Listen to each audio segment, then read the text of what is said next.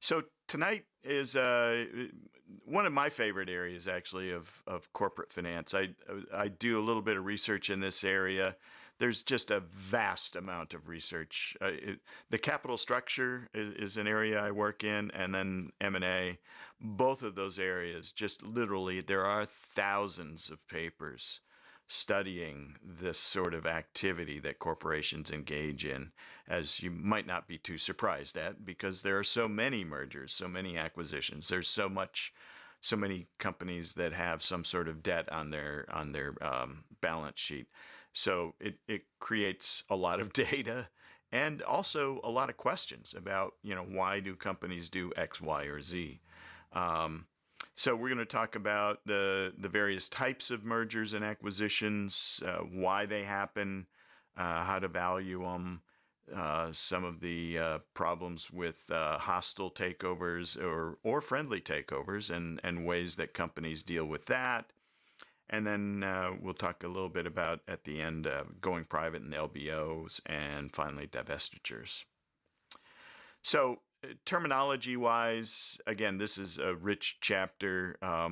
So keep an eye on those terms. You'll have some matching on the final. But when we talk about a merger or a consolidation or an acquisition, we're talking about slightly different types of takeovers. And to be more specific, when we're talking about a merger, we're talking about one firm acquiring another. And usually these get called, you could call them the acquirer and the acquiree, or the acquired, but typically the terminology that gets used is bidder and target. So the bidder is the firm that's buying the target, and through one means or another. There are rather some mergers of equals, where there's quote unquote no bidder or target per se, but even there are arguments that there really is a bidder and a target. That one of the firms is buying the other, more or less. I think the textbook gave you the example of the AOL and Time Warner merger back in the early 2000s. But in case of a merger, the term merger specifically is a type of takeover where the bidder firm retains its name, and the target firm basically ceases to exist. So the bidder stays, and the target goes away when it merges with the bidder firm. A consolidation is a slightly different version of that, where both firms disappear in terms of their names, and a brand new firm is created out of the two firms. So, and it could be like a merge of the two names, or it could be a completely new name, a rebranding, that kind of thing. So make sure that you've got those clear, the differences, because a merger is the bidder firm stays, target goes away, whereas the consolidation, they both go away. Legally, they're relatively simpler than some of the acquisitions we're going to be talking about, and most must be approved by shareholders or stockholders of both firms. So these are very common ways for two companies to merge together, or to become one firm. Acquisitions. Okay, so that's a merger, and then we've got consolidation, and then we have various types of acquisitions. An acquisition can be as simple as you're going out and you're buying a piece of equipment from another corporation. That would be considered an acquisition. Another way that so that would be an acquisition of an asset. Now, it may be the entire set of assets, in which case then the target company disappears because it no longer has any assets. Maybe it was closing up shop for whatever reason and selling its assets off. That would be an acquisition of assets. Another way, though, that an acquisition can occur is simply through the the bidder firm just buying some shares of the target firm. So at a certain threshold, in fact, that threshold is 5%, the firm making the purchases of stock has to file a form with the SEC basically saying, hey, look, we've acquired 5% of the shares of company ABC, and it is our intention to, and fill in the blank. Maybe they just want to hold 5%. Maybe they want to hold 6, 7, 8% of that company without anything else. Or it could say, we've acquired 5% and our intention is to buy, the rest of the shares, or to do a tender offer. Now, a tender offer is once you've acquired, say, a toehold, all kinds of terms here, like I said. Toehold is that 5% or more. Even a little bit less is considered a toehold. The only reason that I mentioned 5% is that there's that magic threshold that when you hit 5%, you have to file. So it sort of becomes very public that, hey, you're about to do something possibly, probably some sort of acquisition. Is it going to be a tender offer, or is it just going to be you're going to continue to acquire stock? Or are you trying to acquire some sort of control so that you can get some of the folks in your company onto the board of directors of the target company? All of that has to be declared in this filing with the SEC.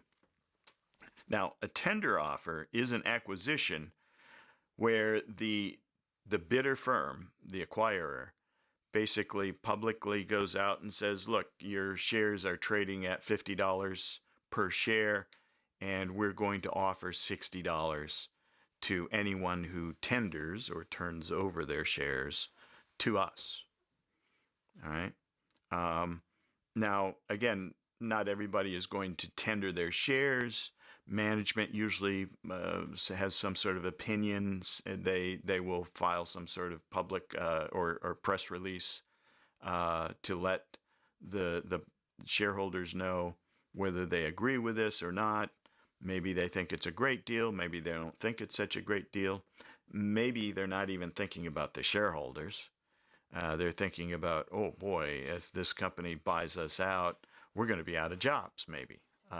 So they may recommend against it. And we'll talk a little bit more about hostile versus friendly takeovers later on. But so this tender offer, though, back to that particular form of acquisition, it's the bidder firm, the acquiring firm, basically saying, I'm going to pay not only the share price, but I'll add to it a little bit of a premium. And that premium can be fairly substantial. It can be, 10, 20, even 30% above the current share price. Obviously, that also causes the share price to go up, right? Because before this tender offer actually takes place, obviously there are people who are noticing this announcement and saying, oh, gee, if the shares are right now at 50 and this tender offer is offered 60, at some point there's a $10 gain, right? So what you see is you often see the share price going up.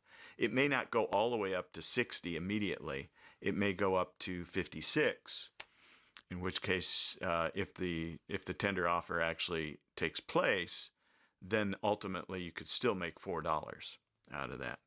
But you get the idea that the share price doesn't stay at 50.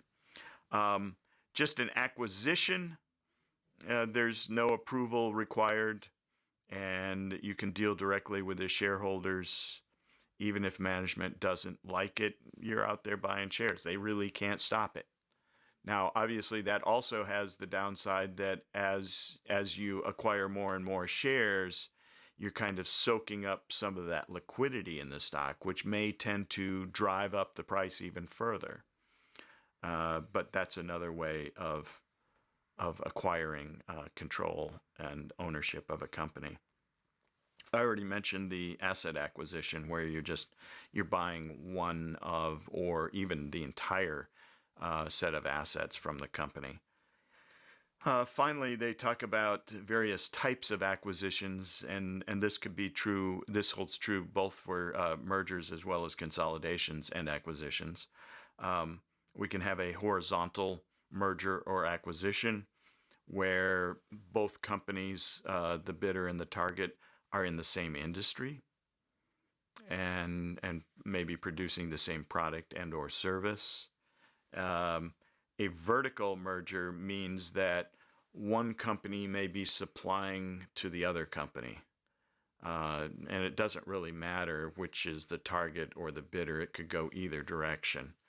So ultimately, you're kind of consolidating that supply chain. You're internalizing a portion of that supply chain, right? So if you're maybe you're GM and you're buying the company that produces the instrument panels for your cars, or you're buying the company that produces maybe even, I don't know, wiring harnesses or something like that. So that gives you a bit more control over that particular process and that supply chain. So that could be advantageous. So vertical mergers, both horizontal and vertical mergers are quite common. Horizontal mergers might give you more market power, right? So if you're if you're number one and number two in market share in this particular industry and you merge, all of a sudden you've got a heck of a lot more market power. Now, there's also a regulatory hurdle that has to be passed, right? And so the federal government may come in and say, look, you can't do this. Federal trade may come in and say you can't actually do this, or one of the other agencies. But that's what you're buying when you get into a horizontal merger. Conglomerate merger is two very unlike things merging together. I always think of GE, right? Jet engines and light bulbs. The heck do they have to do with each other? Not to mention the other dozen plus things that GE does. This type of merger, it's much more dubious as to the true synergies that might occur, the rationale for a conglomerate merger. Oftentimes people think, oh, it's just the management team trying to build an empire and to bump up their own compensation plan. But these things do happen. As you'll see later, we'll briefly mention some of the empirical research suggests that many of these things unwind too several years down the road for whatever reason. But horizontal and vertical mergers make a reasonable amount of sense. Conglomerate mergers, it's very dubious. This just helps you to kind of conceptualize how these animals all work together.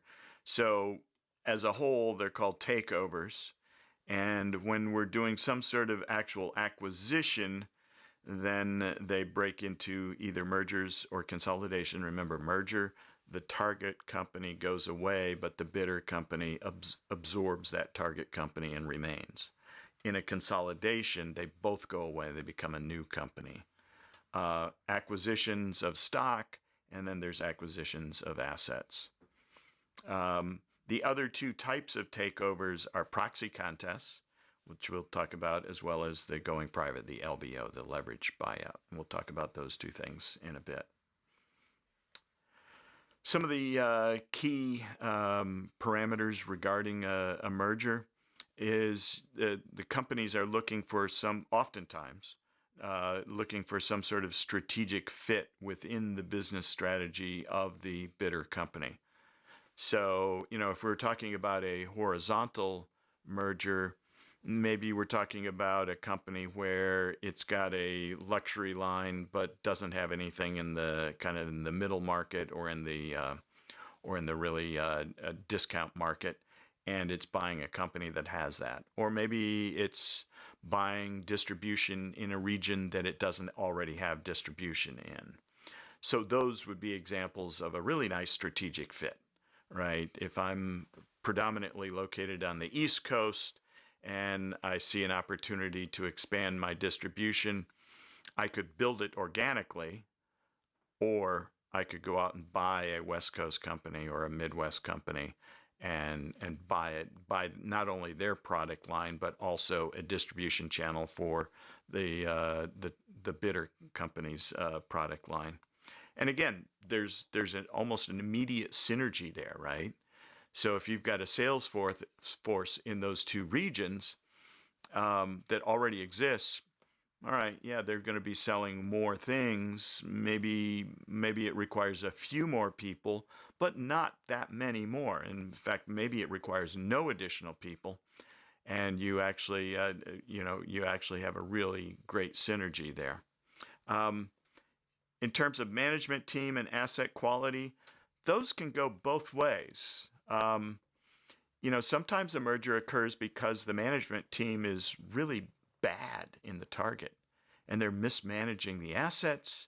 They're not maximizing the value of the shareholders' stock. They're just doing too many things incorrectly. And then a merger could cause that company to become better managed and improve the profitability of the company. On the other hand, you could be buying a company that has a great management team, and that's part of the benefit of buying that company. So it goes both ways. Same thing with asset quality. If they have really poor quality assets, maybe you just sell those off, and you may have an asset base yourself in the bidder company that is able to take on more capacity, and you don't need the assets. Or on the other hand, if you don't have the assets that you'd like to have, and this other company does, like I say, you can buy it. So that kind of goes both ways. Synergy potential, we'll spend some time talking about that, whether it's a revenue increase, whether it's cost cutting, and a couple of other means where there are synergies in doing a merger. And when I say synergy, what that means is that Company A and Company B each have a market value when they're standalone companies. When we merge them together into Company AB, what's the value of that company? If it's greater than A plus B, then there are some synergies. So it's that difference that is the synergy. Ease of integration. That one I think is much overlooked. Ease of integration is things as mundane as what kind of computer systems does each company use, and if they're different, how are we going to make them work together? Which system is going to prevail? Even if they're the same, it's integrating them that can be problematic. So this is one that you'll also see that there are many mergers that end up failing because the companies never do integrate. Even John Carroll's president Mikiak has always used this terminology, is that you can't change culture. You're basically buying another culture, and blending those cultures together is really difficult. So that ease of integration, so it's not only a tech thing, it's a people thing too. What sort of processes does a company have?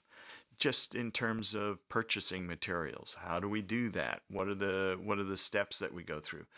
Each company might have a slightly different version of that. Does everybody commonize, or do we let that other company just do its own thing? Each merger is going to be slightly different. When I worked for Glastron Boat Company back in the past century, and we were bought out by Irwin Jacobs, who he was putting together basically kind of a boating conglomerate. Think of GM. You've got Chevy, you've got Cadillac, you've got Buick, you've got Oldsmobile. All of the line. Not all of those are around these days, but you get the idea. Well, that's what. Same thing with Ford.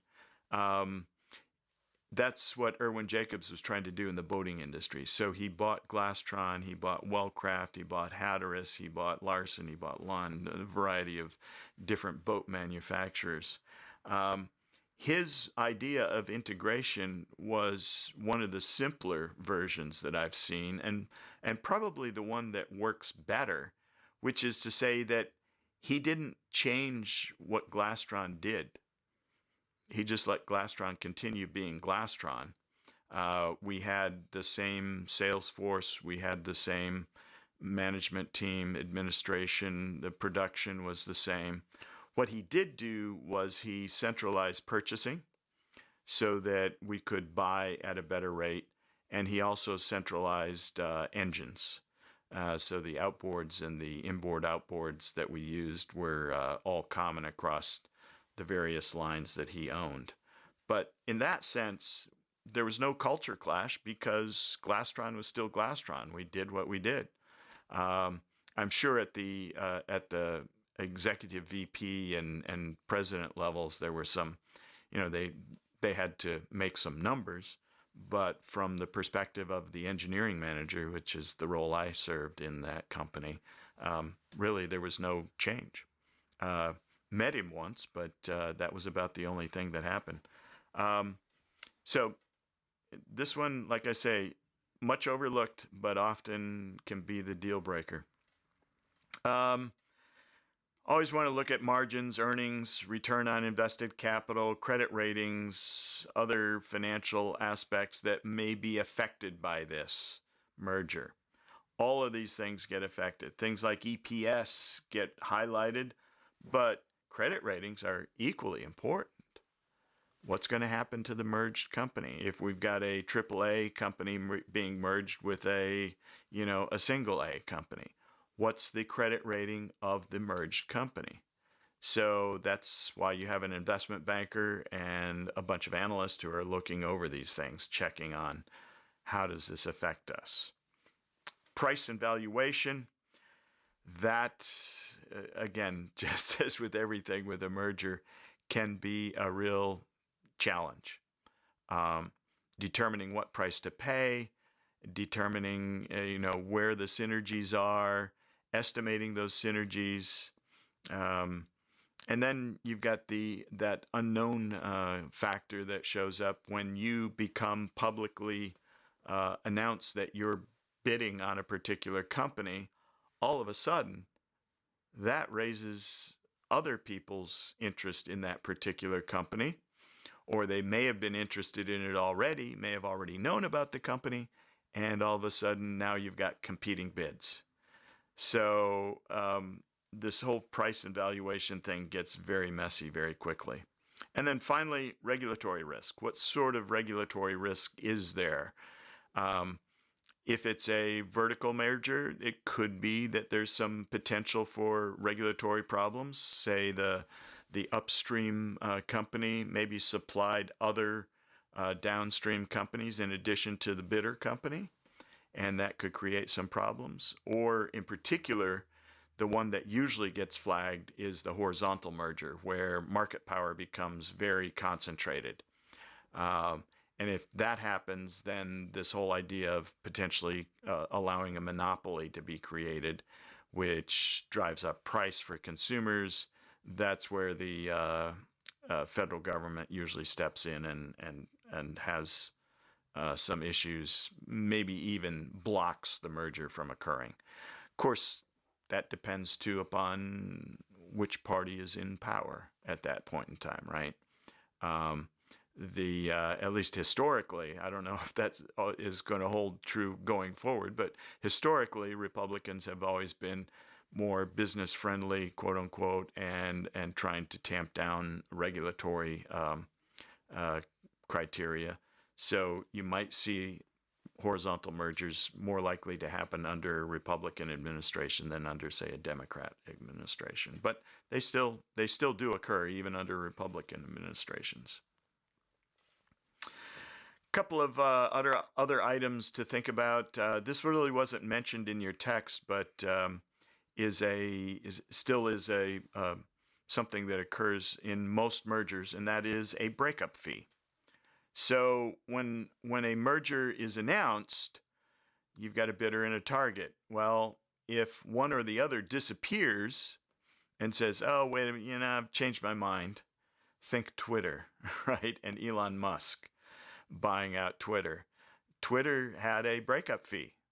And if he didn't actually make good on his purchase, it was still going to cost him millions of dollars. And that was because of this breakup fee. So the breakup fee is there in case the target walks away.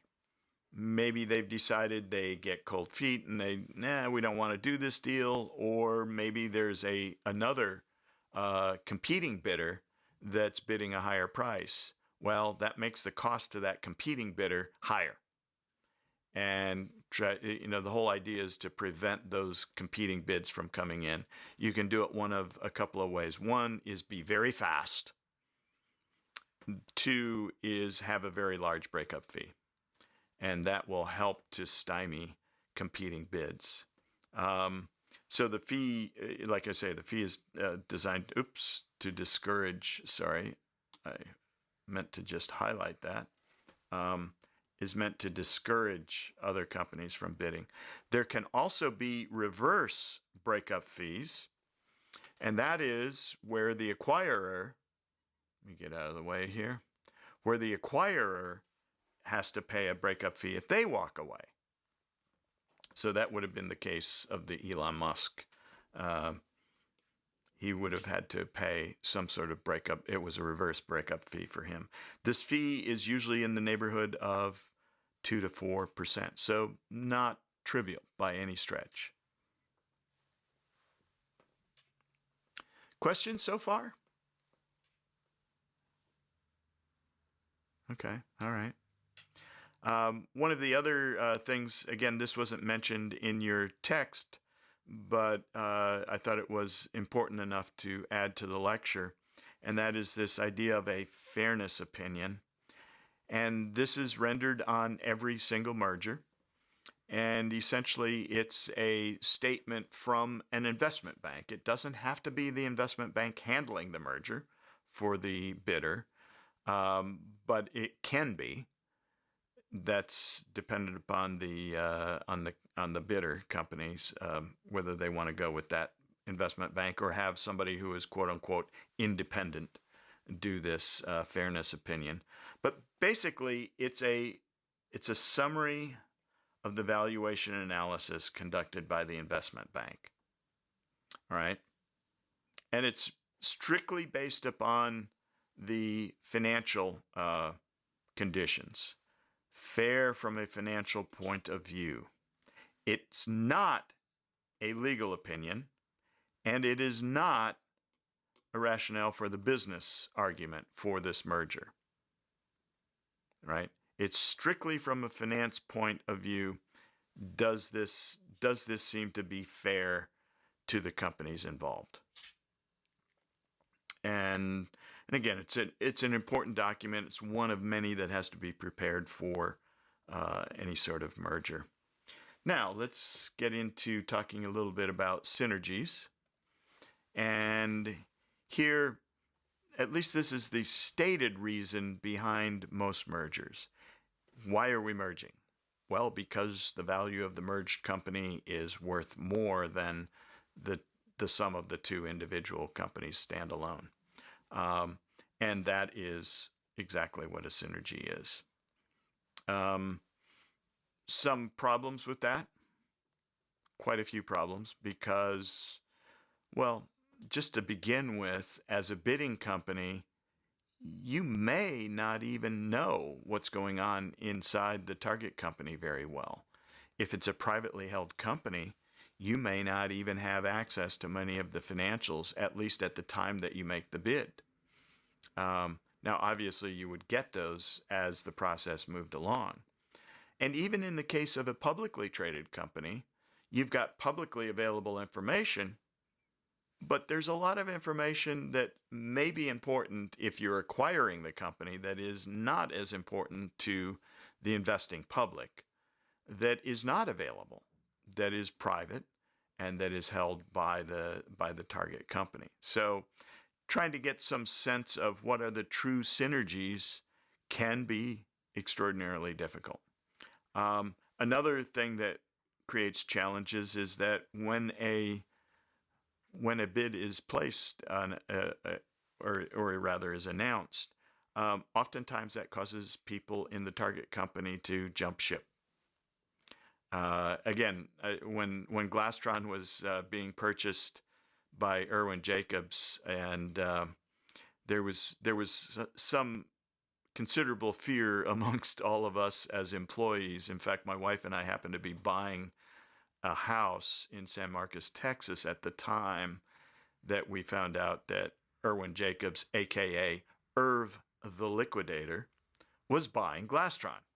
At that point in time, we didn't know that Irv the Liquidator was actually had a warm spot in his cold heart for boat building companies. Who would have figured, right? He got this nickname as Irv the Liquidator because what he typically would do with a company, he would buy it, and then he would dismantle it, and he would sell off the pieces and make a profit in the process. Well, that was a little concerning, and we killed the house deal immediately upon finding out that Irv the Liquidator was buying Glastron. It turns out, like I say, that wasn't a big problem, and in fact, I continued working for Glastron for at least another year or two after he purchased it. Unfortunately, ultimately, the boating industry went into a fairly deep depression around about the late 80s, early 90s, and as a result, we shut down both the plants, and he kind of retrenched to his main headquarters back in Little Falls, Minnesota, rather. But as I say, that's what makes me think about intellectual capital walking away, right? I mean, I don't think there was anybody at Glastron who actually walked away, but there were certainly people that were worried. And there may have been people that were looking, I don't know. But for the most part, the executive group maintained, and maybe they couldn't find anything else that looked more attractive, and they were willing to take a chance with Jacobs. Also, traditionally, acquisitions deliver value when they allow for scale economies and or market power, right? So rather than counting on some sort of, a little more nebulous thing like, oh, we're going to be able to increase, I don't know, some sort of, we'll have some sort of synergy that relates to a non-cost or revenue element. Those are certainly usually less attractive. But when we're talking about a cost benefit, so that's scale economies, if we can save money on fixed assets or fixed costs, or if we can gain market power, those are usually two more reliable types of synergies that we look for. Minus. Okay. All right. So if we wanted to put this in a mathematical form, we could write it one of a couple of ways, and that is that the value of the merged firm, AB, is greater than the value of firm A and firm B as standalone organizations. If this left-hand side is positive, then we have a synergy and a rationale for the merger. Another way to look at it is down here, where this delta CF are incremental cash flows.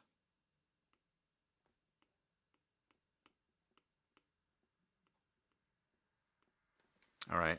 And those incremental cash flows are because of the merger, right? We know what the current cash flows are for the company. What sort of incremental cash flows would we expect when we merge the company, either from the revenue side, aka market power, or from the cost side, aka scale economies. Some of the mistakes and problems we run into is got to focus on market values. Book values are relatively meaningless. We have to focus on incremental cash flows.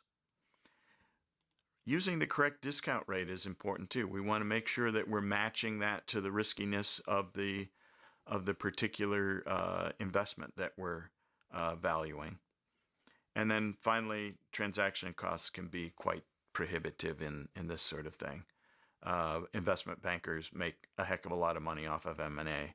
Law firms make a lot of money off of M&A. Accountants make a lot of money off of M&A. And they need, the companies doing these need all three of those parties in order to complete one of these transactions. Okay, so here we are at the sources of synergy. Revenue enhancement, the main one there is this idea of market power. All right. So if we have, two large companies that both have large market share in a particular sector, and they merge, then that allows them to potentially bid up the prices. And of course, like I say, the federal government has something to say about that, and often does, but it depends on the administration, it depends on the climate, that sort of thing, and how well the lawyers of the bidder kind of pitch the deal to the government. But market power is one of the primary ways of gaining that revenue enhancement. Cost reduction is, and that one is, even though it's reasonable, it's still difficult to estimate. Cost reduction is really king here, though. We can look at economies of scale, economies of scope.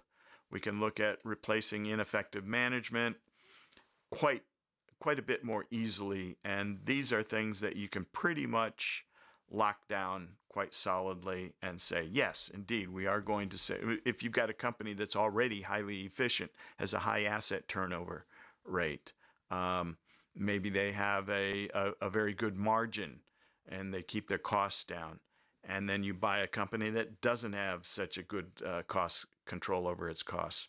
You've already got a team in place that has proven that you can do this. So cost reduction is a fairly decent rationale for synergies. Tax gains is another area. This, again, is a little bit of a slippery slope here. The IRS will nix a deal if it's just for tax purposes, right? But usually firms are aware of this, and they talk about some other means of synergy in addition to some sort of tax gain. So if you think about a company that might have a lot of net operating losses, merging with a company that has a lot of profit and a lot of tax, a very high tax bill, they can use those net operating losses to offset their profitability in the other part of the company, the other division. There may be potential that there's unused debt capacity in the merged firm. So we bring two companies together, and alone they each had a lower credit rating, but together possibly they have a better credit rating, and they're able to raise additional debts. In fact, I've got an example I'll show you here in a little bit, where two companies by themselves, the value of the debt is a bit lower, and when they merge, the value of the debt goes up. But that unused debt capacity then lowers our tax bill, right? Because interest is deductible. And then use of surplus funds. So if the target firm has additional cash on its balance sheet, and the bidder company has a number of unsatisfied positive NPV projects, that can be another benefit instead of having to go out and raise capital. All right. Couple of what your authors call side effects of acquisitions: earnings growth and diversification. This earnings growth piece, that occurs whether the company is, or whether the merger actually creates synergies or not. So you might have a merger where there are zero synergies, but it looks like the EPS of the merged company goes up. And again, there's an example of that they work through in the textbook. And so walk through that example. You'll see where basically the EPS goes up, but it's not because the company has greater growth potential in the future or because there's any sort of synergy. It's just because of the way the two companies blend together. Diversification is another issue, and when you think about two companies that are, say, in different businesses being merged together, you might think, well, gee, that lowers the risk of this company's equity. Why isn't that a good thing? Well, the answer is that why should we bother with that if we're shareholders in both companies? We've created homemade diversification. We don't need the companies to merge to create that diversification.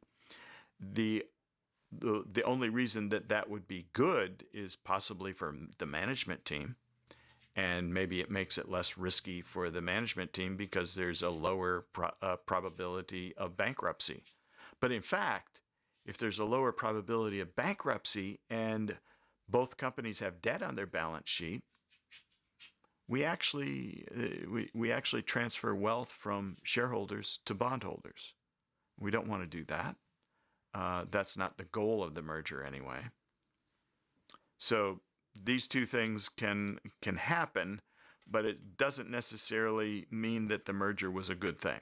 We can see EPS go up, and we can see diversification as potentially a benefit, or at least the bidder company will argue that it's a benefit, stabilizes earnings, yada, yada, yada. But in fact, that shouldn't matter to us as investors, because if you're an investor, instead of holding one share in the merged company, you can hold a share of each company and gain that same diversification effect. And it's a heck of a lot cheaper. Okay, so this is, let's see, we're at about 7:25. Let me walk through this this case, and then we'll take a short break. This one in particular I thought was worth looking at because it basically proves in a very simple framework why this diversification effect is a problem. All right, so we're going to start off with, let me change to red. We're going to start off with a base case, and we've got two all-equity firms that merge, and there is no transfer of synergies to bondholders. But if the firms have debt, the value of the levered shareholders' call option falls. So what's that really mean? Let me walk you through the example, and we'll come back and look at that. So here we have firm A and firm B, and we have two states of the world, state 1 and state 2.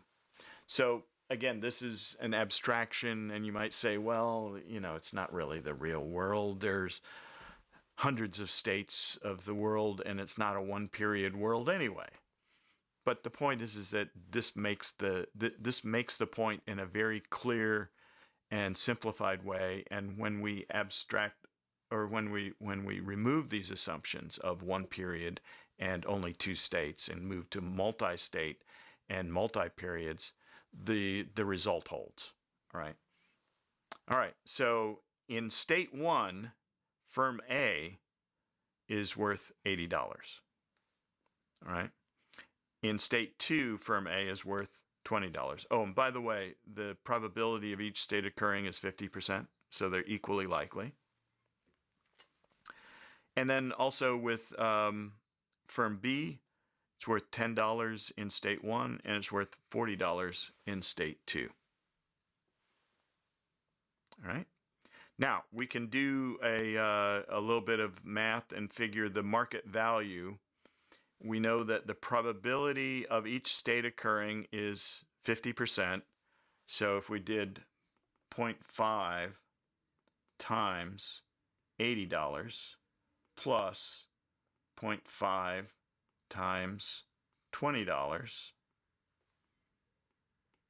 That equals $50. Everybody agree? You get 40 here, we get 10 there, add them together. So the value of this company prior to the revelation of which state it actually occurred is $50. We do the same thing with company B. So 0.5 times $10 is 5 plus 0.5 times $40 is 20. And so the value of company B's shares is $25. If we merge the two companies, we're just adding these two payoffs in state 1 to get 90, and these two payoffs in state 2 to get 60. And when we do the 0.5 times 90 plus 0.5 times 60, that equals 75. That also actually equals the value, that also actually equals the value of the two just added together. All right, so that world is pretty straightforward, pretty simple. Now, let's add some debt to the picture. This is where it gets a bit messy. So everybody, does that first base case make sense to everybody though, before I move on? All right, very good. Thanks, Jared. All right, so now let's add some debt. And what we're going to do is we still have the same 80 and 20, and then 10 and 40, but how we split that up among the debt and the equity is going to differ.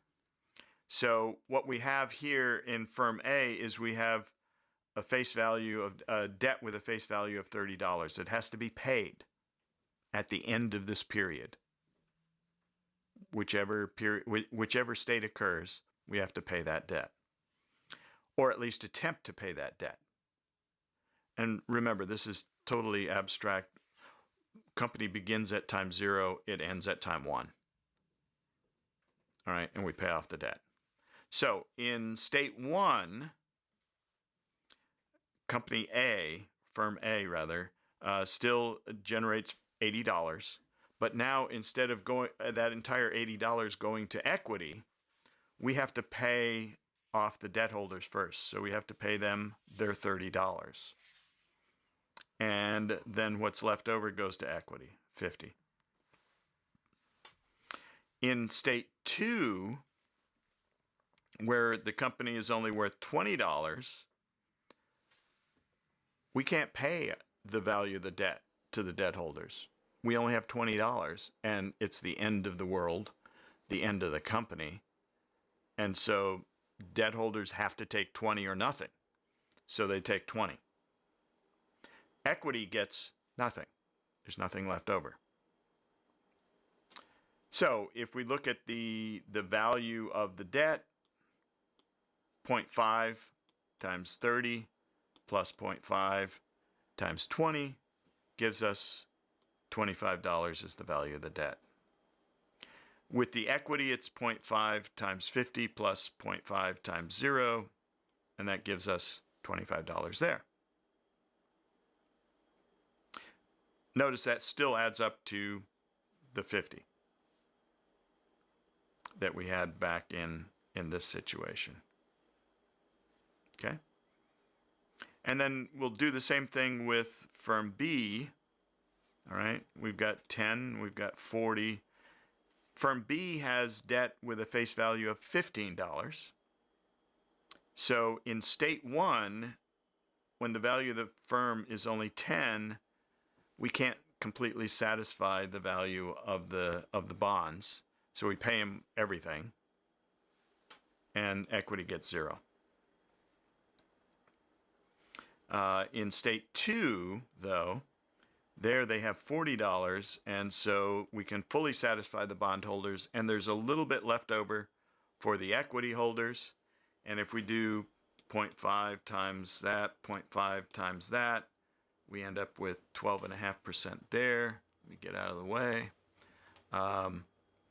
And again, 0.5 plus 0.5, we got 12.5. And again, together, this still comes up as $25 for the value of the firm overall, and this one is still 50. So that's the debt and the equity. Okay? Does that all make sense?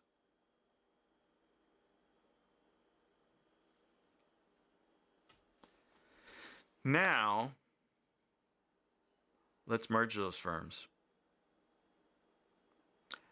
So, remember back when we merged here, we had $90 and $60 in state 1 and 2 respectively.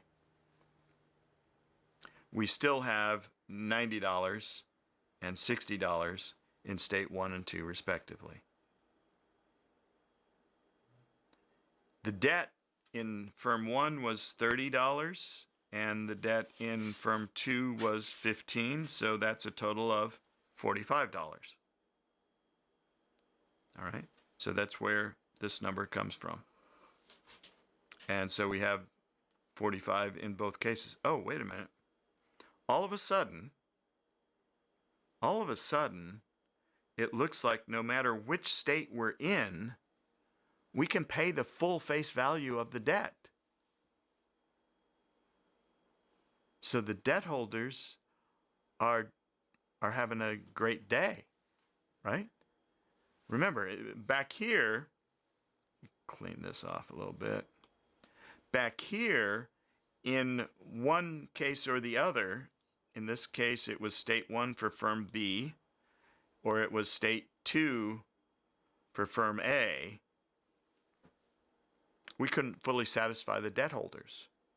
That makes debt very risky, or more risky, if either of those states occur. But the merged firm, all of a sudden, we can pay the full amount, no matter which state occurs. That means there was a wealth transfer.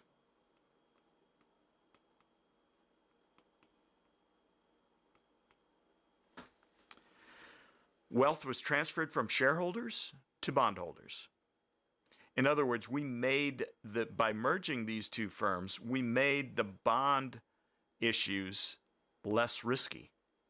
Because now, regardless of which state occurs, the bondholders are assured of being paid off in full.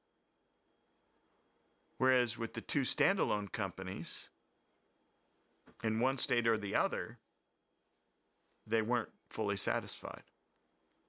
So, when we do 0.5 times 45 plus 0.5 times the other 45, we get that the value of the bonds is $45. Let's go back to this situation here. We had debt worth 25 in the unmerged firm A, and we had debt worth $12.50 in this firm, in firm B. So that means we had, what, $37.50 in value of debt between the two firms. But when we actually merge them, all of a sudden that value goes up to 45. Why is it actually a wealth transfer and not a wealth creation? Well, I told you there were no synergies, so that should have been a hint, but let's prove that. Let's go back and let's look at the equity value. In the two individual firms, equity had a value of 25 for firm A, and it had a value of $12.50 in firm B. So again, we add the two together, and that, how come my pencil isn't working there? We had $37.50. So the value of the debt and the value of the equity, if we just add across the two firms, was the same. But when we look down here, shoot, don't know why that's weird. Let me reconnect my pencil. See if that helps. No, it didn't. Murphy's Law. Even that didn't help. Hang on a second.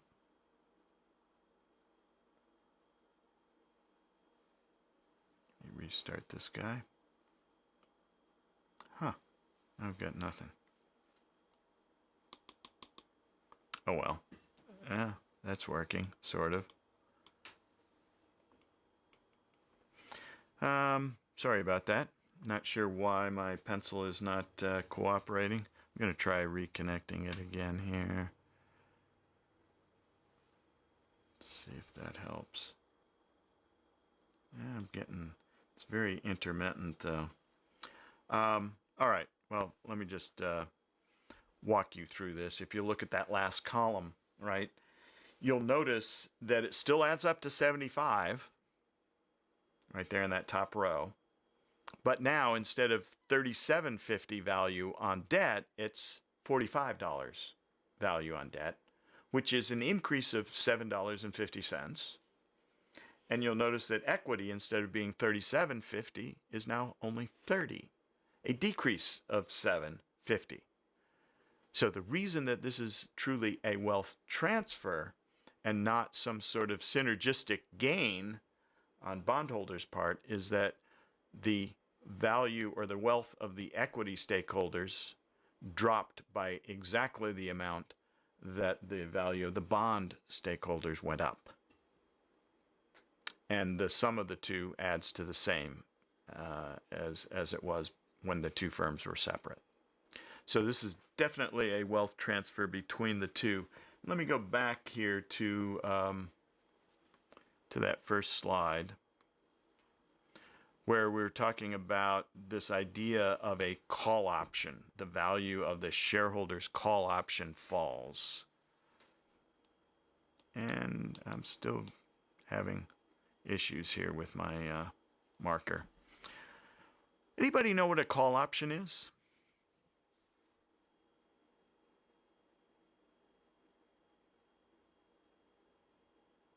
Like in terms of stocks? Yeah. Like the right but not the obligation to buy something for a certain price? Yep, absolutely. It's a great, very good explanation. Thank you, Andrew. So it's the right but not obligation to purchase something on or before a particular time at no more than a particular price as stated in the contract. How does this apply to this firm, though? So this is an interesting way to look at a firm, and it has some value because option theory, if you've ever delved into it, it is a very interesting way to look at value. If you haven't, it's a great course to take. It makes you think outside the box, so to speak. I guess I would analogize taking a derivatives and options class to say something like you're doing algebra and then all of a sudden you take calculus and you realize, oh, wow, there's a whole new world out there. So here's what it applies to when we're talking about a company. The shareholders' wealth in a company can be viewed as a call option on the value of the company with an exercise price set at the value of the bonds. All right? So here's how it actually works in practice. Think about this. If we have a company that is worth $1 million and it has a market value of bonds out there that are $750,000,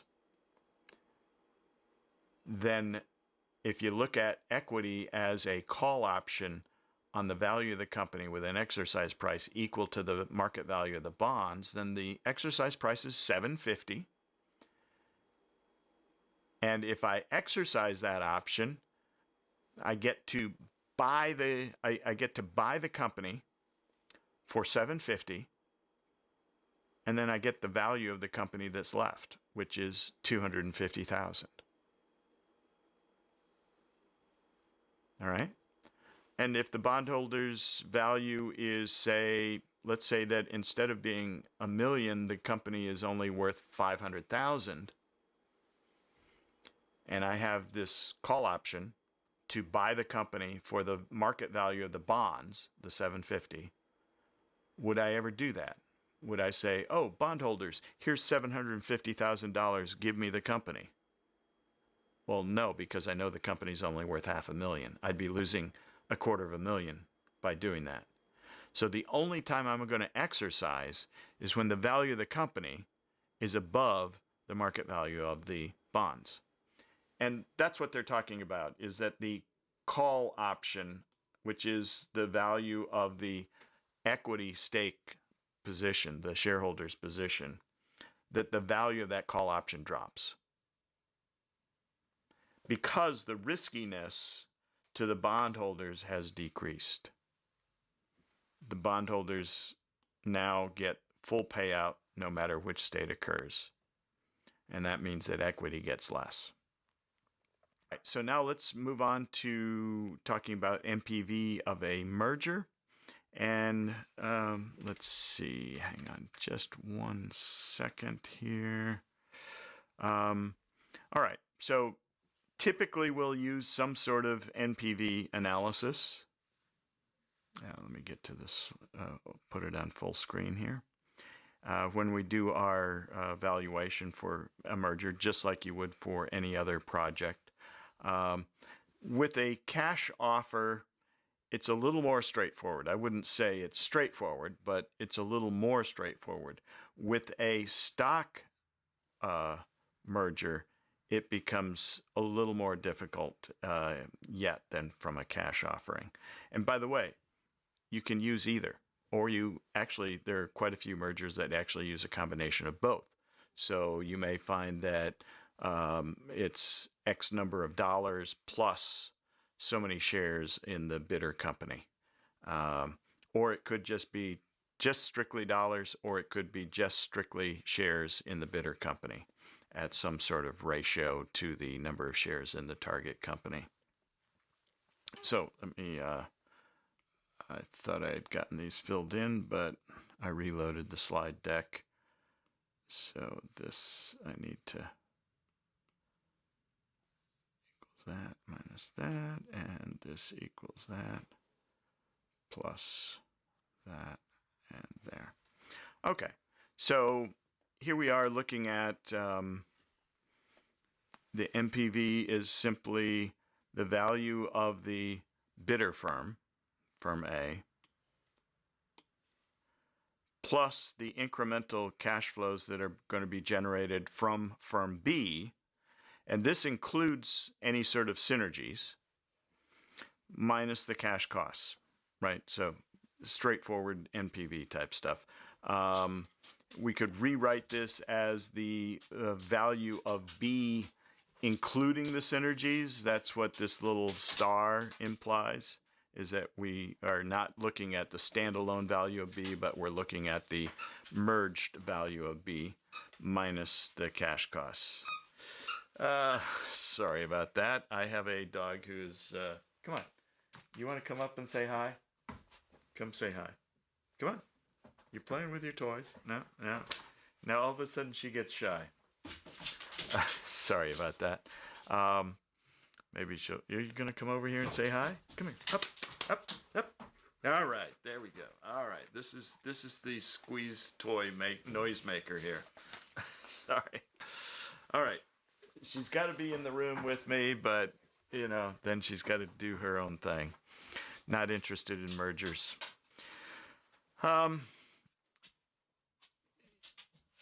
Empirically, what we find is that this synergy, this star part of it, typically goes to the shareholders of the target company. If we look at all of the mergers that have taken place over the past 50 years, on average, it really looks like most of the gains go to the target shareholder companies, which again, kind of calls into question, why are the bidders doing this if they're not really getting much out of it? Why are the bidder companies doing this? And then there's other data that we'll see at the end of this chapter that suggests that many of these mergers are reversed after just a few years. That things didn't go as well as they had planned, so they actually divest of those companies. But in any case, it's an interesting bit of trivia about mergers, is that most of those gains go to the bidder, or rather go to the target shareholders. Now, this comment that the authors make about, well, even a zero NPV investment may be desirable, that requires a little bit of explanation. Remember, the value of a company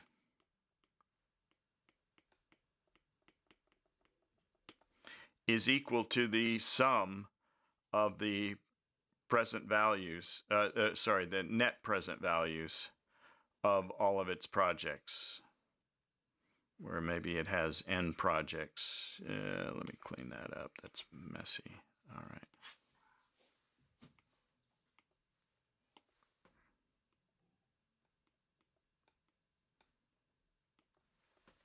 That's a simple explanation for value of a company.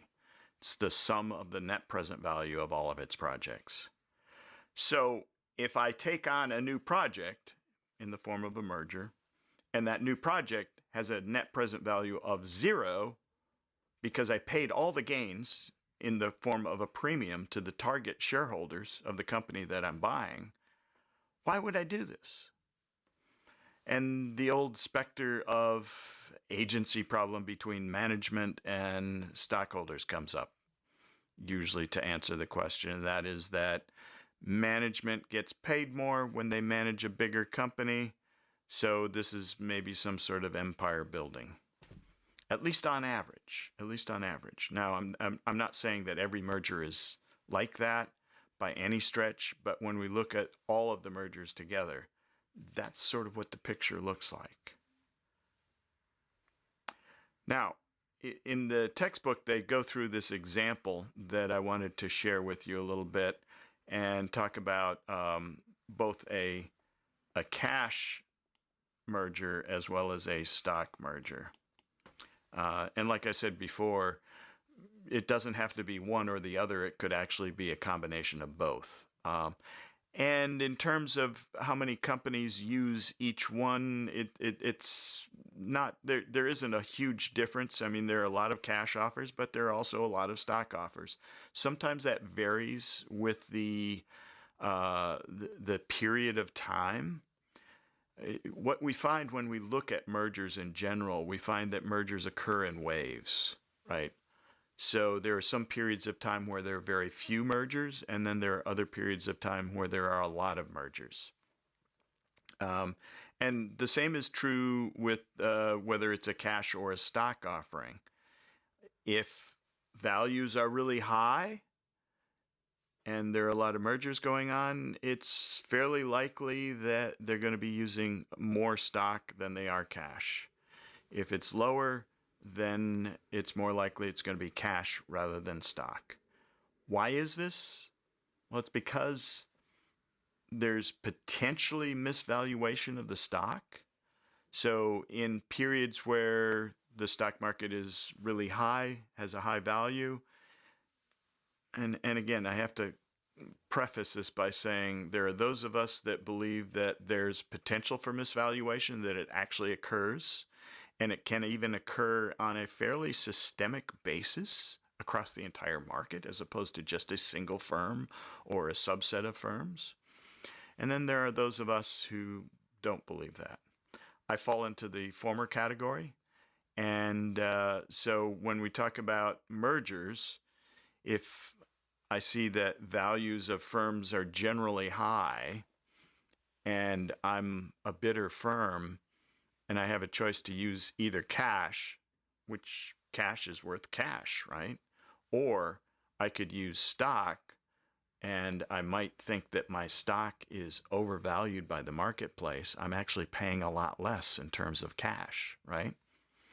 If my stock is overvalued by 20%, I could offer my stock, and if nobody caught on, then I could get away with paying less in terms of real value by using a stock offering instead of a cash offering. Of course, the counterparty is onto this too, so there's always a dance about that. But so this example, though, back to the more concrete stuff, we've got firm A that is the bidder. Again, let me clear this off. We've got a bidder, and we've got a target. Firm B is the target. Firm A is the bidder. Okay, so we've done all of our due diligence. We've looked at the value of B and the value of the combined firm AB, and we've determined that there are a total of $100 worth of synergies between the firms.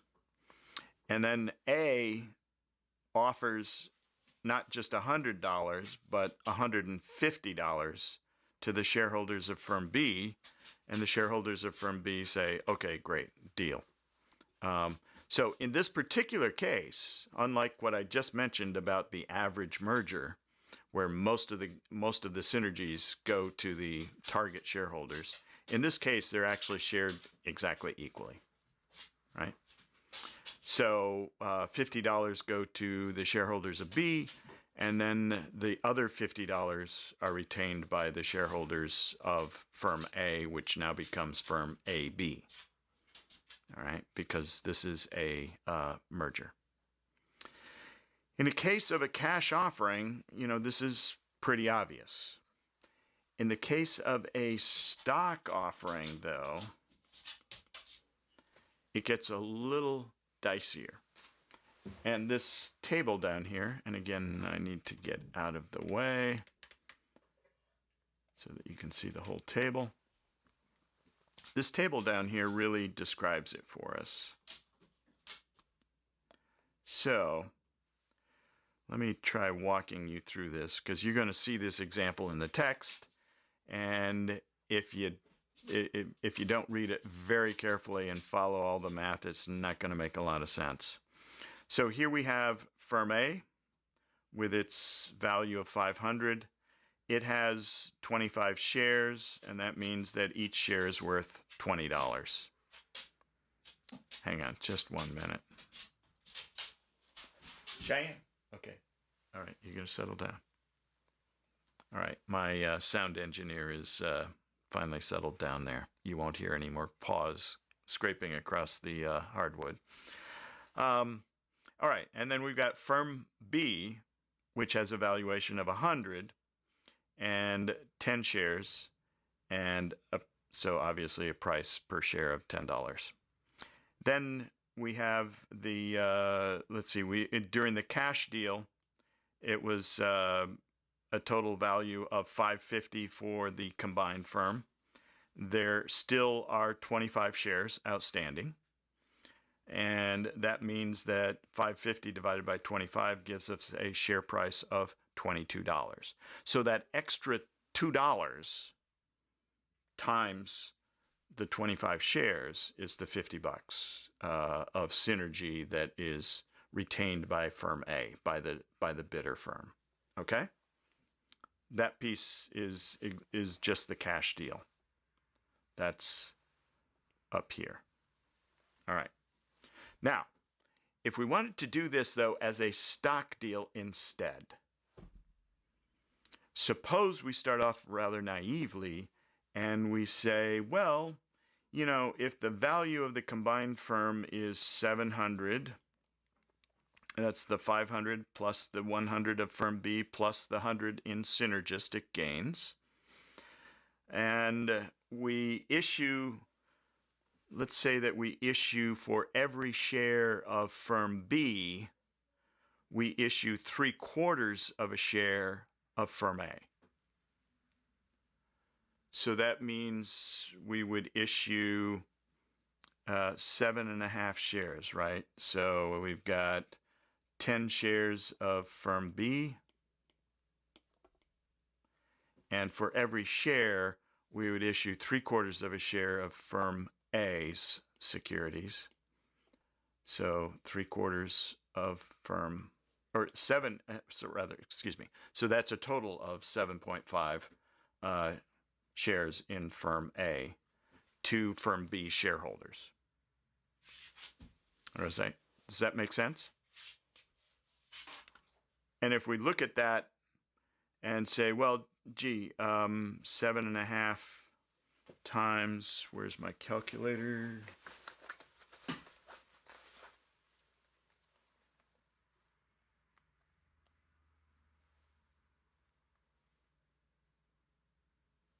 Oops. 7.5 times $20 per share. That gives us, oops, you can't see me, so you can't really see this calculator. So that gives us the $150 worth of shares that firm A is giving to the shareholders of firm B. So they're giving them the value of firm B plus that premium of $50. So they're sharing some of those synergistic gains. So that's the 0.75 to 1 ratio of shares of firm A for shares of firm B. So at that ratio, again, just to clarify, we have for every share of firm B, we get 0.75 shares of firm A. So for all 10 shares of firm B, we would get 7.5 shares of firm A. Right? Make sense? But if we do that, right here is the problem. Now we have 32.5 shares of firm A. That's the 25 shares that already existed, plus the 7.5 shares that we issued to pay off firm B shareholders. And it doesn't really matter whether firm B shareholders keep those shares or whether they immediately turn around and sell them. Doesn't matter. Somebody's got those shares. There are 32.5 of them. When we divide the value of the firm, the new value of the firm AB, 700, by 32.5, we come up not with a share price of $22, but with a share price of $21.54. Do you see where the problem is?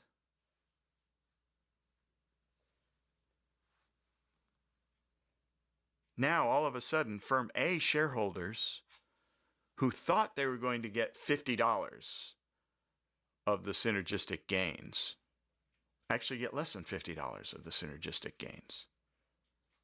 They only get $1.54 times their 25 shares. So $1.54 times their 25 shares, I get $38.50 for the synergistic gains. And that's because we're giving too many shares of firm A to pay off firm B shareholders.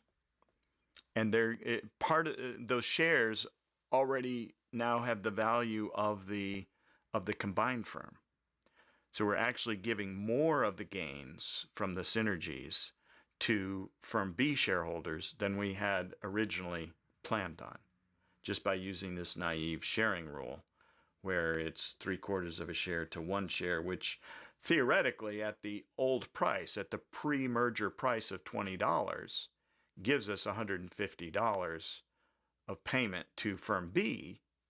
It actually turns out, though, that as soon as those synergistic gains occur and the value of the stock goes up, we've got more shares outstanding. 7.5 by 7.5. So what we have to do is we actually have to reduce our sharing rule, and I won't go through the math on that. It's in the example if you wanted to look at it.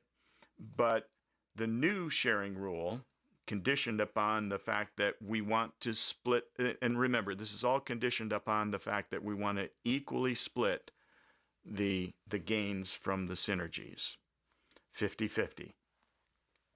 And assuming that firm B was okay with that, the new exchange rate would be 0.6818 shares of firm A for every share of firm B. So what that gives us is about, and let me just 32.5 minus 31.818. That gives us 0.682 shares less that we issued to firm B. And then when we take that $700 worth of value in the merged firm and we divide it by the 31.818 shares, we end up with a share price of $22. And that means that the firm A shareholders that existed prior to the merger, those folks that own these 25 shares right here, that those folks get the full $50 of synergistic gains that they were expecting. And then the firm B shareholders also get the other $50 of synergistic gains. But I wanted to walk you through a bit of that so that it, hopefully when you read it, and read it carefully, it'll make a little bit more sense. So like I said at the outset, when we were talking about the MPV in general and the difference between cash and stock offerings, that when we do a stock offering, this ratio gets a little trickier. The naive ratio, the pre-merger ratio using the pre-merger price, is not the right ratio to go with, especially if, or only if rather, not all of the synergistic gains go to the target. Now, if the target was getting all of the synergistic gains, then that ratio would be fine. We would actually, we could use it based upon that $20 per share, and we would issue the appropriate number of shares. We'd actually issue 10 shares in that case to firm B shareholders. The ratio would be 1-to-1. And then everything would be okay. The share price would remain at $20, and there would be 35 shares outstanding. But if we're sharing some of the synergistic gains, then that naive sharing ratio doesn't work. It's got to be lower than that. Hopefully that makes a little sense. And when you read through it, read carefully through that and let me know if you have any questions about that. All right, let me jump back in here. And okay, so on to some things that go on in corporate governance that, again, numerous papers that study this, thousands literally, looking at corporate governance, and mergers and acquisitions are points in time or transactions that in particular actually tell us a lot about whether a company has good corporate governance or bad corporate governance. But when we have a friendly merger, friendly meaning that both companies agree they want the merger to take place, both groups of shareholders agree they want the merger to take place, and then it's just a matter of getting regulatory approval and going through all of the filings that the SEC requires and so forth. That one is easy. Most of the time, though, it's never that easy. So firms have a variety of measures to ward off what we would call a hostile takeover or a hostile merger. Hostile just simply meaning that the target company, either the shareholders and or the management, don't want the merger to take place. They want the company to remain standalone, or maybe they want somebody else to take it over. This could have to do with things only related to the management team, i.e. management is afraid that they're going to be booted out, and they kind of got really comfy in their surroundings, and they don't like that. Or it could be that truly the value is not there in the merger, And in that case, it would be both management and shareholders that don't want the merger to take place. So how do we prevent this? Well, there are a variety of ways of preventing it, not the least of which is a shareholder rights provision, aka poison pill. And I'll talk at much greater detail about a poison pill in general. The rest of these we won't go into in any great detail, but let me mention them to you. A white knight bidder. So what is a white knight? Anybody know, by the way? Anybody into mergers and the terminology around them? Or maybe you read the chapter early? No? Okay. A white knight is, let's say we're in a situation where firm A is a bidder, firm B is the target, and firm B is viewing the bid from firm A as hostile. They don't want firm A to take over firm B. So they go out to another firm, firm C, and they say, hey, look, we'd really like for you to take us over. Are you interested? So firm C is the white knight.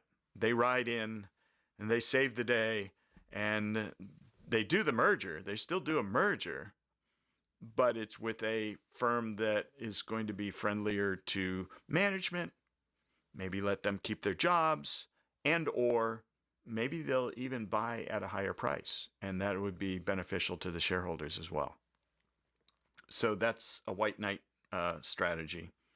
Management buyout, that's where basically management says, look, firm A, okay, you know, you're offering us $60. Our share price right now is $50.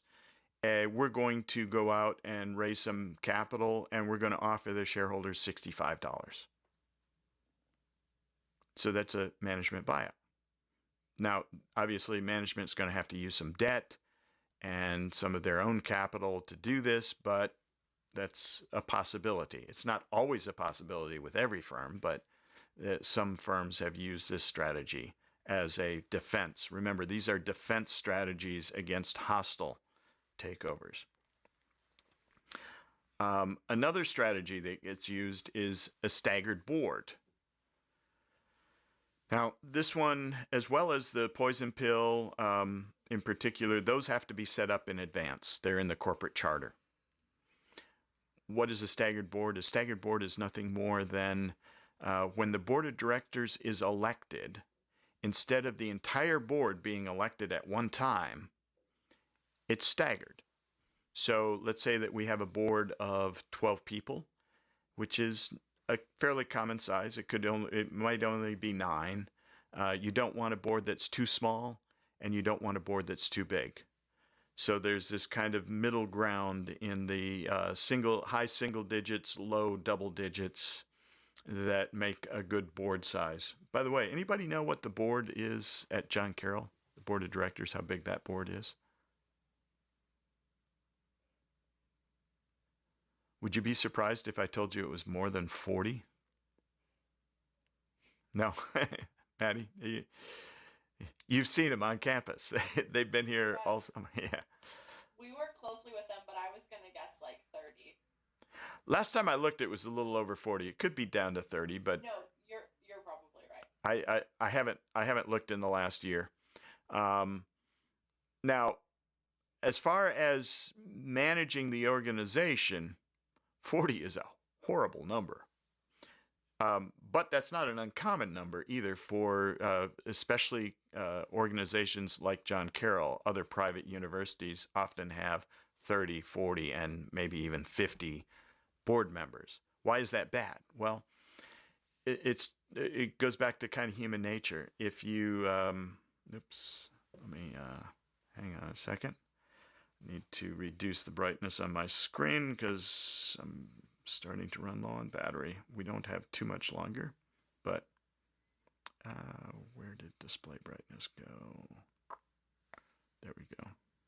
All right. All right. So Yeah, the rationale or the problem that we encounter is that if there are 40 other people on a board, what's your vote worth?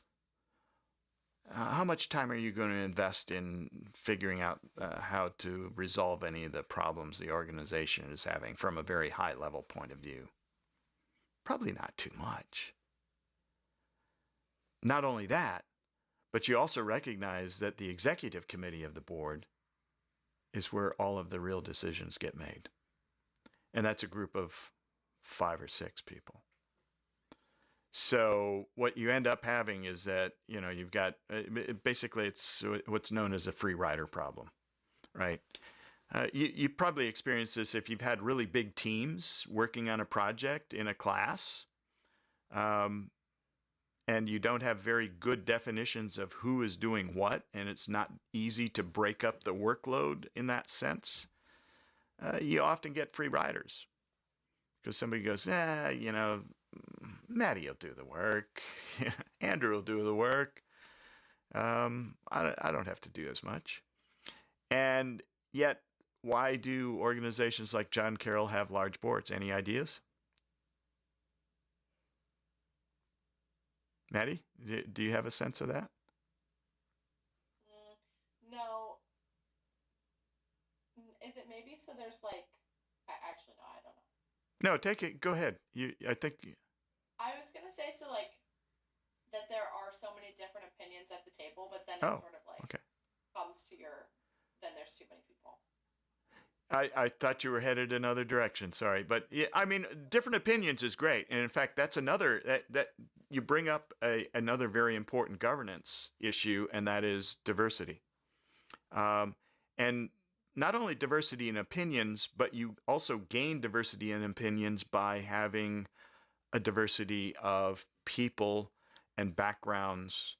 Some of the easier ones to pick off are so many boards, even to this day, are dominated by men. So getting more women on the board is viewed as a very positive thing for companies. In fact, most of the research suggests that adding diversity, like in terms of gender and race, on a board actually improves company performance. So that's, you bring up a valid point. Now, still the 40, we can get diversity with 15 or 20. The real reason for 40 or 50 comes right down to, anybody know how big the endowment is at John Carroll? It's pretty decent. Again, I don't have current numbers. My guess is, given the market, it's well north of 300 million. And that's not bad. Where do you think that money comes from?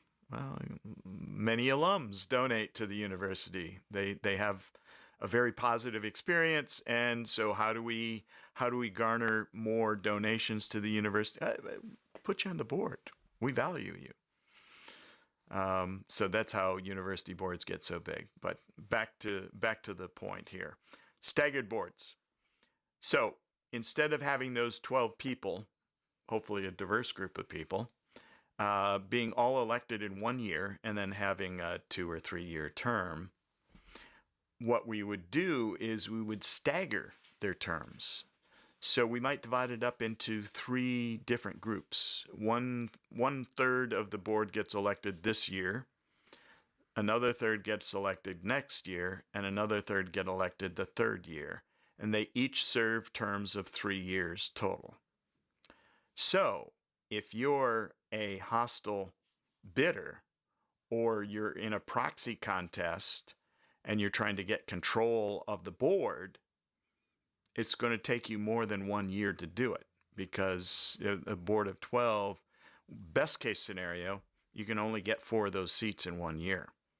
The only way you can gain majority control is to wait a 2nd year and try to get your slate of board members elected that year too.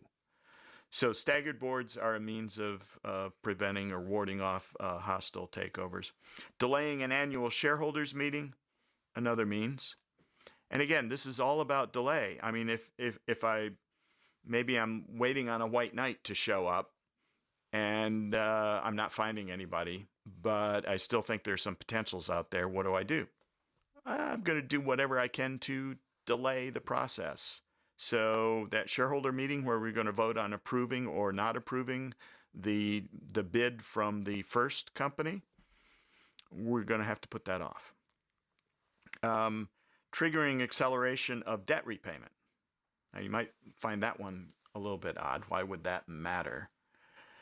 The reason it matters is that many times the bidder firm is looking at a company or looking for companies that have a war chest of cash. Because many times these bidder firms, maybe they've got tons of positive NPV projects that they can take on, and they don't want to issue additional stock. They've already used up their internally generated cash flow. Oh, I see a company over here with a whole pile of cash. Let me just go buy them. It ends up being potentially a cheaper way of getting. Plus, there's some other synergies. Obviously, I'm not just doing it for the cash, but that actually sweetens the deal. Well, if all of a sudden that company says, I'm going to take that cash and I'm going to pay off all the debt. Again, that makes it a little less attractive. Now, the new company could issue a bunch of additional debt once the merger takes place and get back that cash, but it just makes it a little bit less attractive. And then finally, litigation. Some sort of legal means of trying to slow it down or prevent it. So, and the list goes on. There's any number of additional hostile defense strategies. So I mentioned that I would give you more detail on a poison pill. So here's some additional detail on that poison pill idea, because these are such commonly used strategies. So what a poison pill, what it does is it says the firm is going, the target firm, that is, firm B in my example earlier, firm B is going to issue a whole bunch of new stock. But it's not going to issue that stock to everybody. It's only going to issue the stock to the shareholders that are not the hostile party that want to take over the company. So what's that do? Well, it basically dilutes away the hostile bidder, right? If it's a tender offer and the bidder has acquired, say, 20% of the shares, and there's some concern that they'll be able to get over the 50% threshold and then cause a merger to happen, well, the target company can just simply say, well, let me issue a whole bunch of new shares to the shareholders that are not the hostile bidder, and I can dilute, by doing so, I will dilute down the percent ownership of the hostile bidder. And then that will cause them to have to buy even more shares to get back up to that 20% where they were. I'll dilute them down to 10% or 5%. And I'll do that by issuing shares at a substantial discount, usually 50%. So if the market price is $50 a share, I'm going to issue all of these shares to the non-hostile shareholders at $25 a share. I can do this. It's legal. It's in the corporate charter. It allows me to do this legally. That's the first thing you'd think of it, right? That's not legal. It's not fair. It's unequal treatment of shareholders. But if it's in the corporate charter, then they can do this.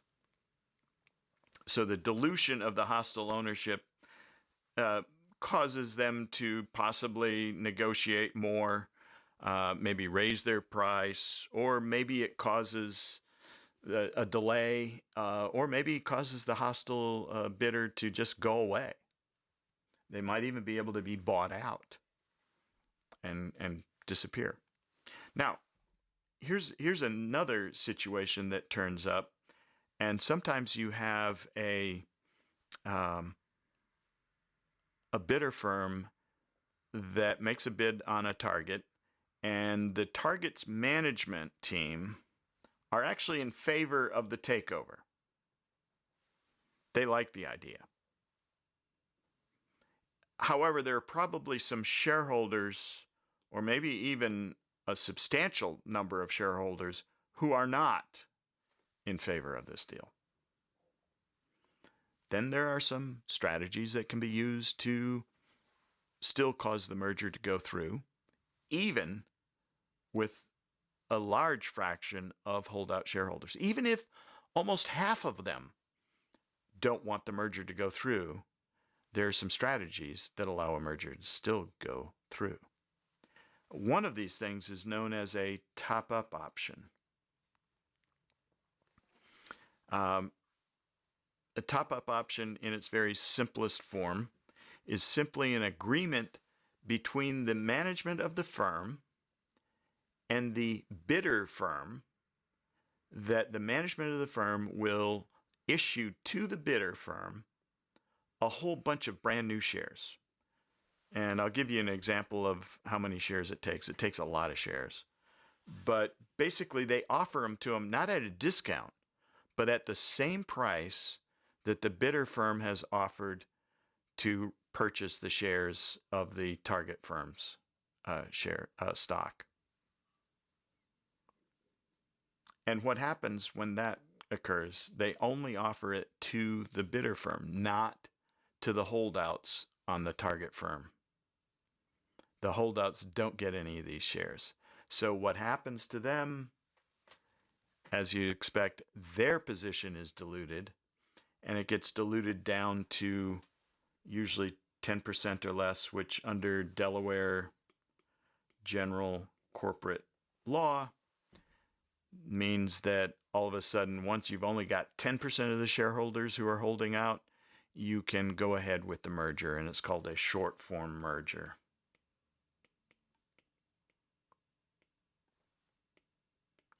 And that allows the merger to actually happen in about a month, maybe even a little bit less, which is pretty quick for a merger.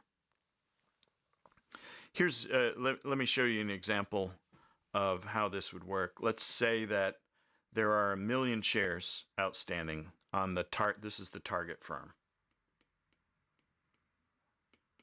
All right. The bidder or the acquirer has already purchased half of those shares. And remember, management is friendly. The management of the target is friendly. They want this to go through for whatever reason. And again, maybe there's some agency issues here. Maybe management of the target firm has been offered some sort of sweetheart deal by the bidder to garner their favor. You never know. It's always a possibility. So here's what management does. To get the other 500,000 shares that have been our shareholders who don't want to tender their shares, well, the target firm issues more shares. In fact, they issue 4 times more shares than already are outstanding. So they're going to issue 4 million new shares.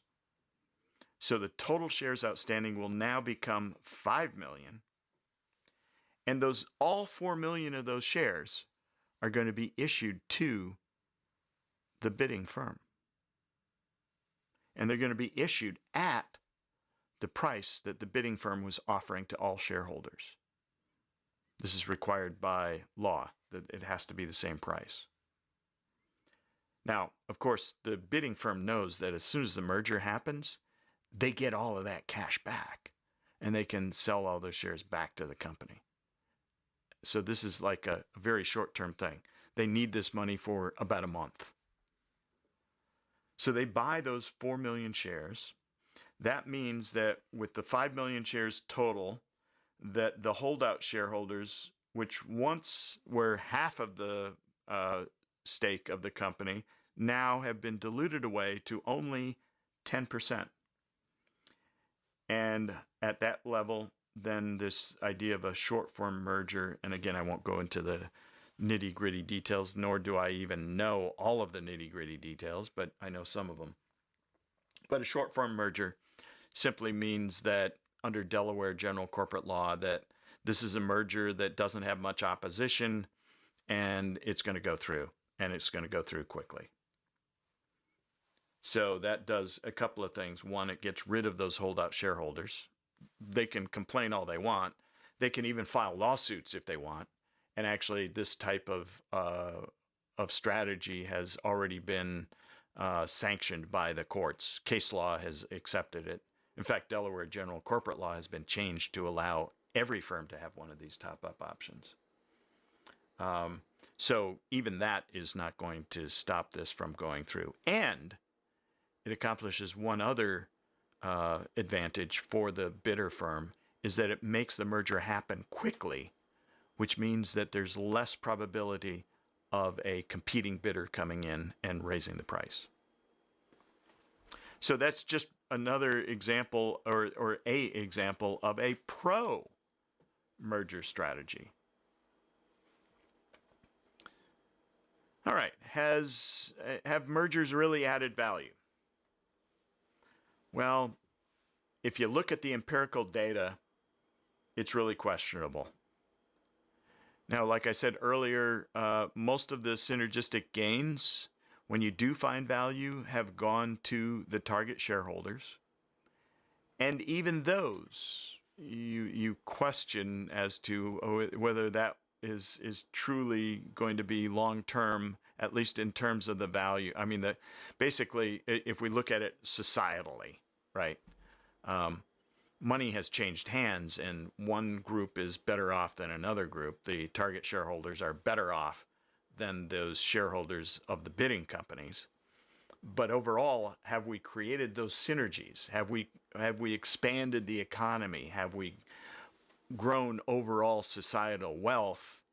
And I think ultimately the answer comes back probably not much, if at all. We have enriched target shareholders and investment bankers. Those two parties gain. No question about that. But again, at what expense? So shareholders of bidding firms earn small excess returns in a tender offer, but none in a straight merger. Anticipated gains from mergers may not be achieved. Bidder firms are generally larger, so it takes a larger dollar gain to get the same percentage gain. And in fact, that's another thing that we see in the empirical data, is that the percentage gains in some periods look like maybe the bidders were doing okay. But when we look at, and so that's equally weighted, right? So a percent from one company, no matter the size, is equally weighted to a percentage gain or loss in another trade, another deal, and so forth. But if we look at the aggregate dollars, it's a loss all the way across the board for the bidders. Another problem is that management may be acting not in the best interest of the shareholders. Again, the example of empire building is one of those situations where maybe they're not acting in the best interest. Maybe it's even just some sort of prestige thing. Or they've got a pile of cash and they don't want shareholders to think that they're not doing something with that cash. Takeover market is highly competitive, so prices get bid up. Especially, remember, I mentioned that there are waves. So the number of target firms is relatively limited. And if everybody is bidding on these same set of target firms, which they are, then the prices get bid up, and it maybe gets bid up to the point where actually these become negative NPV projects, at least in the long term. You know, on paper, a priori, okay, they can make it look like it's going to work. But ex post, it ends up not working. The announcement may not contain new information about the bidding firm. So that is another reason that bidding firms' prices don't go up, is that, you know, many times these bidder firms are the same set of firms. You look at some of the big tech companies and the hundreds of firms that they've acquired. So that really doesn't tell you a heck of a lot about those large companies, about those repeat bidders. Different ways of dealing with the tax consequences. We talked about cash versus stock. And obviously in the cash deals, that's a taxable event for the selling shareholders. And it, how much tax they owe depends upon their basis. For a stock deal, though, and this is another thing that makes these stock deals more attractive to the target firms in particular, as long as the ratios are right, is that basically it's considered a like-kind exchange. I don't know if you're familiar with real estate. There's a means where if you're holding a piece of real estate for commercial purposes, for investment purposes, and you decide you want to sell it, you can sell that piece of real estate and acquire another piece of real estate without triggering any capital gains on the first piece of real estate. So let's say you bought a piece of real estate for $1 million and you turned around and sold it to somebody for $3 million. You would have a cap gain of $2 million and you'd have to owe taxes on that. Well, if you use what's called a 1031 like-kind exchange, and it's a long drawn-out process, but if you use that sort of exchange, then you can take the entire $3 million and reinvest it in one or a number of new properties that you purchase. I think the limit was you have about 60 days to buy the new properties. If you invest all of that money in the new properties, you owe no cap gains taxes at that point. It's not until you ultimately sell those properties for cash and keep the cash and don't reinvest it in real estate that you actually owe cap gains taxes on it. So this is the same sort of deal. This is just like a 1031 in real estate. It's a little less difficult than a 1031. A 1031 requires an agent that basically holds your money for the period of time that you're allowed to search for new houses or new properties. Here, you're just giving up one share and you're getting a new share in place of it from the bidder. Let's see. Purchase method. This is how the accountants deal with it. Assets of the acquired firm are reported at their fair market value. That means not the book value from the target, but the current market value on those assets. Any excess in addition to that fair market value that is paid is put into an account called goodwill. And historically, goodwill can be amortized. Now, though, the rules have changed a bit, so it's left on the books until it's deemed impaired. And then finally, got a brief discussion, and let's see, we're doing okay time-wise. Got a brief discussion on going private and LBOs. So an LBO, as we talked about, let's see, we talked about those on Monday, I believe, with raising capital, right? And private equity firms, PE firms, who now engage in this sort of activity predominantly. But an LBO is a leveraged buyout, meaning that a company that is currently public, so this, think of this as the reversal of a merger, right? Excuse me, the reversal of an IPO. And so what happens is the existing management buys the firm, lock, stock, and barrel, from the shareholders. All right, and they use debt to finance most of that, small amount of equity. It reduces the agency cost because now we have management running the firm and owning the firm. Now, oh, sorry, I was thinking this was this is the penultimate section of the chapter. And then finally, divestitures. So divestitures that's the reversal of a merger. And as this paper by Kaplan and Weisbach shows, 40% of acquisitions are later divested. 40%. It's a huge number. And that's a company that actually takes the action of divesting versus just closing down the operations of the merged company, or just eating the losses. So that's a pretty stunning number. There are a variety of ways, though, in which we can divest.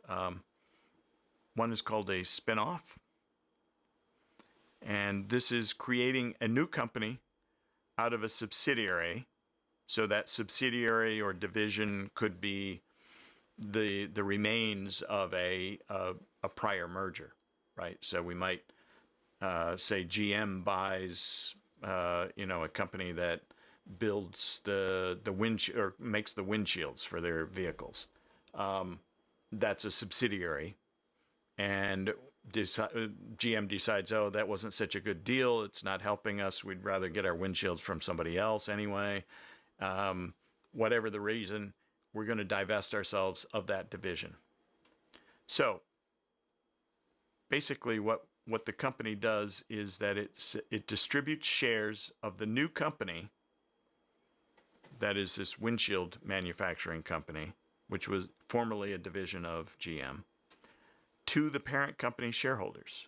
So if you own GM stock, let's say you own 100 shares of GM stock, you might get 10 shares of this new company that produces windshields.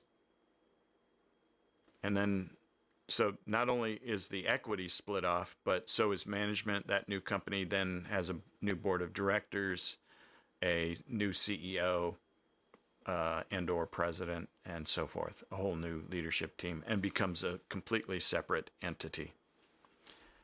But the reason it's called a spin-off is the way that the company is divested from the parent, right? And that is, we simply create brand new shares, listed as a brand new incorporated company. And it may even, obviously it does have to trade on the public markets. And we list it on an exchange. It has its own ticker and everything. Some of the pros and cons: the parent firm, actually this is a con, receives no cash because the shares in the new firm are distributed to the parent shareholders on a pro rata basis. One of the pros, though, is that it increases corporate focus. So GM can focus on building cars as opposed to building cars and manufacturing windshields for those cars. Additional information is made public. That one is probably the most cited reason for divestiture to start with. If you've got a couple of divisions within a company that, say, one division is much bigger than the other, it's often difficult to value that smaller division. There's not a lot of publicly required information about the profitability of that division, and the company may be unwilling to share that information anyway, even if it were available. They may not share that information. So it becomes difficult for investors to value it. The best example I can think of is there was a oil pipeline company in Tulsa, and Williams Energy was the name of the company. And they had a bunch of right-of-ways where they used to run their pipelines, but they hadn't been using those particular right-of-ways. They hadn't been using those particular pipelines at that point in time.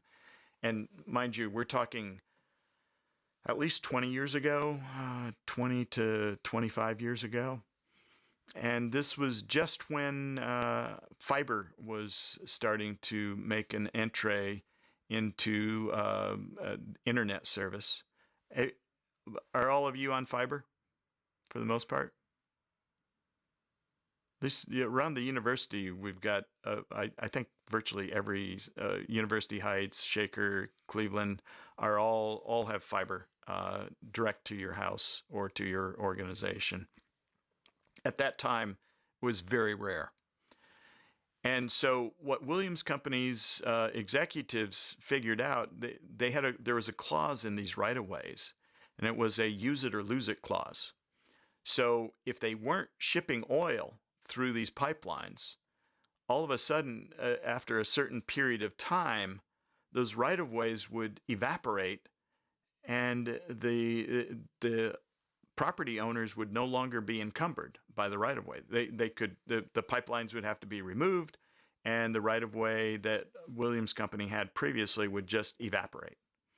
And so some really creative executive at Williams said, well, why don't we run fiber optics through these right-of-ways, maybe even right in the pipeline itself?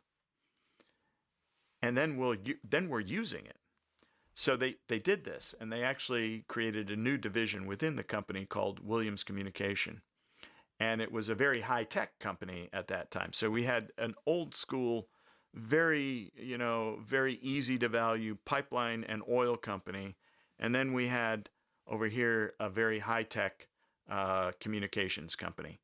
And they decided to do a spinoff of that company because for the very same reason. It was very difficult for the market to figure out, well, what's Williams Com worth as a standalone unit?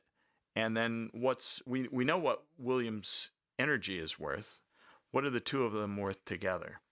So spinoffs are often used to bring to light that additional information that helps you to value the company. It may also create additional debt capacity. So if the division was highly risky and you spin that off and the rest of the company is of lower risk, then your credit rating may go up and you may be able to actually add debt capacity. And it could be that there's some sort of tax benefit to spinning it off. There certainly is for the shareholders because the shareholders are not taxed. The extra shares are just viewed as kind of a division of the original shares in the parent company. Another type of divestiture is called a equity carve-out. And here the company creates a new company out of the sub and then sells a minority interest to the public through an IPO. So now this one has no real direct effect on the parent company shareholders, right? They continue to own shares in the parent company. They don't get new shares from the spin or from the equity carve out unless they buy them in the IPO or buy them in the aftermarket after the IPO. Obviously, the advantage to this is if the parent company actually wants some cash out of the deal, this is going to generate some cash for them.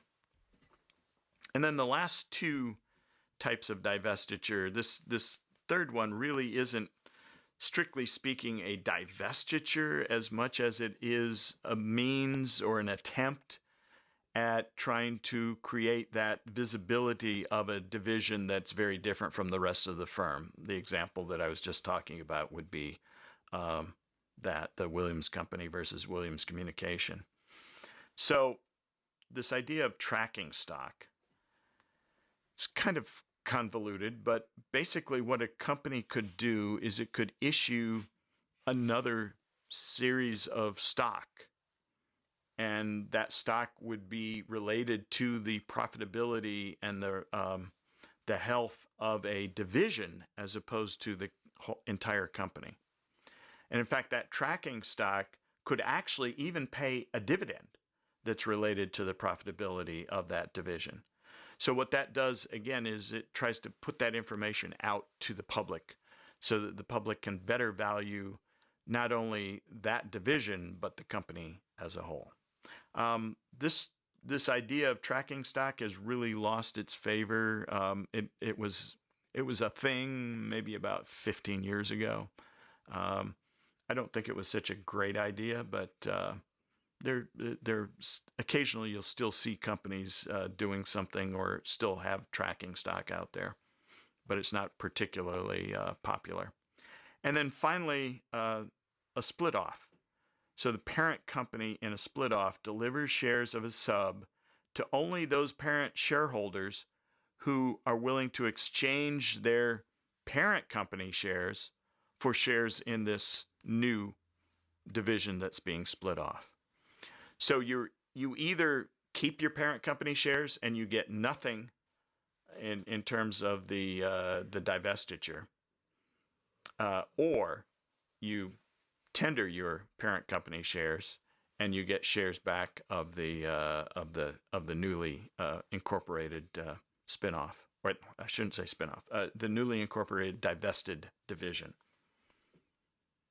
All right, so that's it in terms of material out of chapter 29. Hopefully that was interesting.